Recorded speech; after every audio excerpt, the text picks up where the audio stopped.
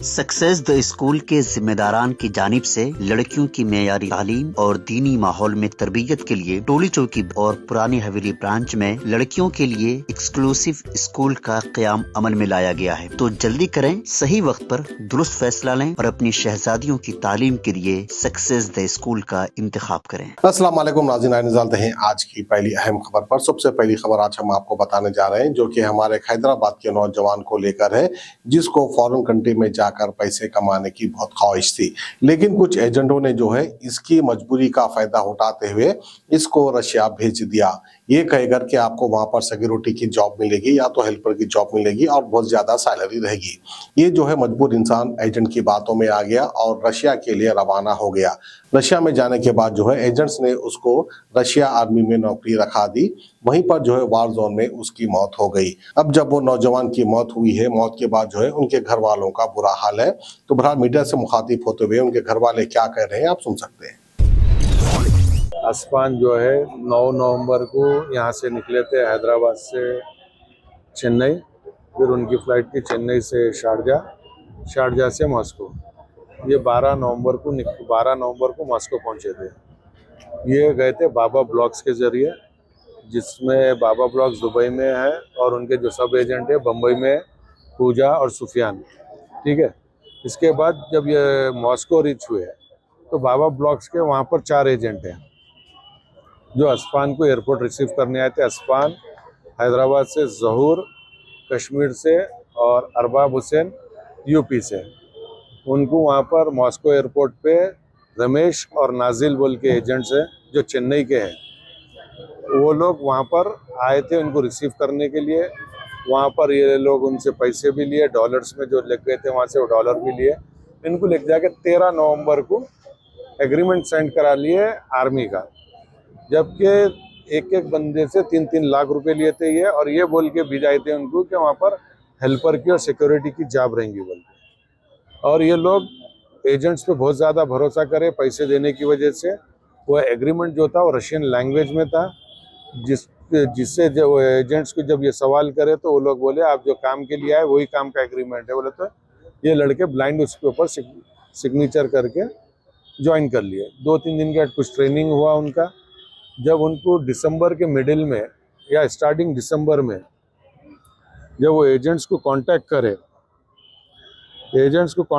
जब उन्हें पूरा बताए कि उन लोगों को जो है रशिया बॉर्डर के, यूक्रेन बॉर्डर के करीब ले लेके गए, तो भी ये एजेंट्स, मोइन एजेंट का चार्ट है ये एजेंट्स उन लोगों को सिर्फ भरोसा दिलाते गया कि आप लोगों को कुछ नहीं होगा, वापस लाएंगे। ये है 5 दिसंबर का, ठीक है।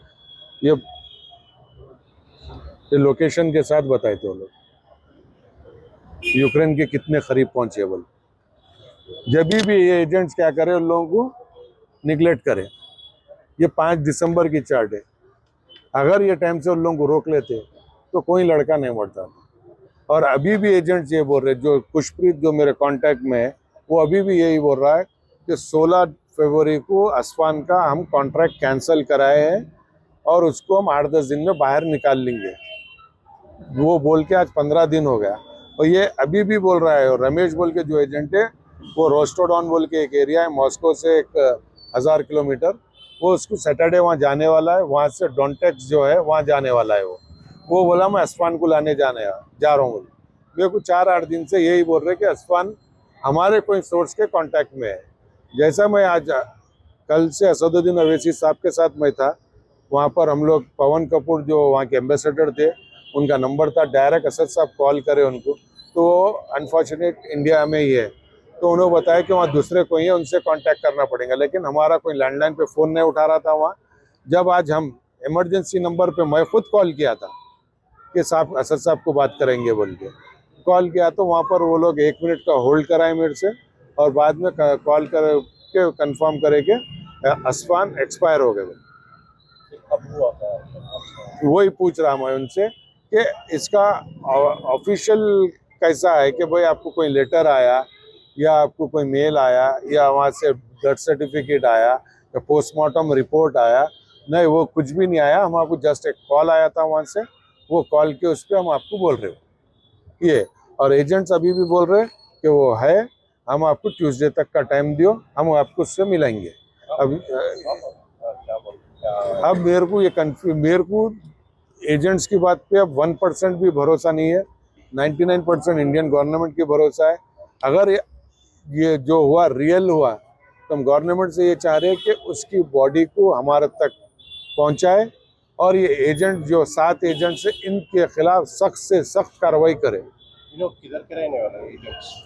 ये 3 एजेंट बम्बई के हैं, जिसमें से एक एजेंट दुबई में है, 2 एजेंट बम्बई में थे अभी, और बाकी के 2 एजेंट जो है चेन्नई के, रमेश और नाजिल, और एक एजेंट है मोइन जो राजस्थान का है, और एक एजेंट है पुष्प्रीत जो रशियन पासपोर्ट होल्डर है लेकिन रशिया में रहता, मॉस्को में। रशियन एम्बेसी को जिम्मेदारी ले। मेरे को खाली मैं वो भी इमरजेंसी नंबर पे मैं कॉल किया बोल के मेरे को मालूम हुआ, और रशियन एम्बेसी ना मेरे को कोई मेल किया, इंडियन एम्बेसी जो रशिया में है मॉस्को में, ना मेरे को कोई मेल किए, ना ही कोई मेरे को अभी तक उनसे रिलेटेड डॉक्यूमेंट पहुंचाए कि इनका एक्सपायर हो गया। खाली एक फोन कॉल पे ये न्यूज़ हुआ बस। सक्सेस द स्कूल के जिम्मेदारान की जानिब से लड़कियों की मेयारी तालीम और दीनी माहौल में तरबियत के लिए टोली चौकी और पुरानी हवेली ब्रांच में बच्चियों की तालीम और तरबियत के लिए एक्सक्लूसिव स्कूल का क़याम अमल में लाया गया है। ऐसे वालिदैन जो अपने बच्चियों की मेयारी तालीम और तरबियत के लिए किसी मेयारी तालीमी इदारा की तलाश में है तो इस सिलसिले में पुरशिको इमारत और कुशादा क्लासरूम में आपकी बच्चियों की तालीम, तरबियत, हुस्न अखलाक, हिफ्ज़ कुरान करीम और स्पोर्ट्स के अलावा तालिबात की खवातीन अमले के जरिए निगरानी व हिफाजत का इत्मीनान बख्श माहौल है। तो जल्दी करें, सही वक्त पर दुरुस्त फैसला करें और सक्सेस द स्कूल का इंतखाब करें।